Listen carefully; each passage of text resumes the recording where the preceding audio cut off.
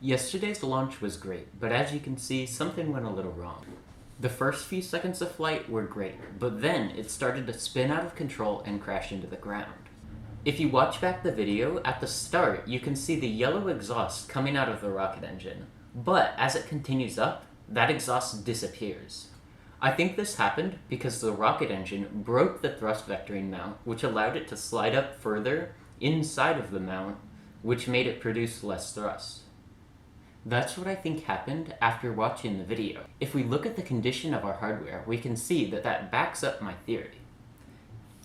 Here on the thrust vectoring mount, you can see that in the inside, the blue piece that was supposed to be the adapter from the 29mm engine to the 24mm engine has slid up, and before, there was a cap here that held it on. Well, that cap is no longer here.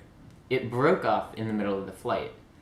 So, if it just lost some thrust, then why did it do that, spinny thing?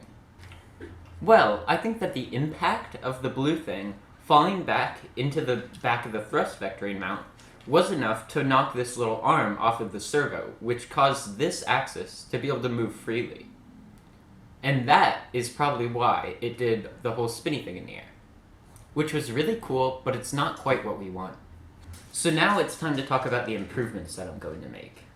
I definitely need to make a new thrust vector control mount, which means that this mount will be retiring and going up on the shelf.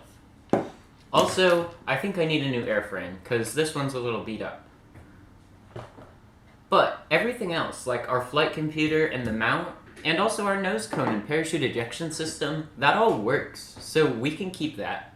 I'm super excited to build the Grapefruit 2.0 rocket and to fly it.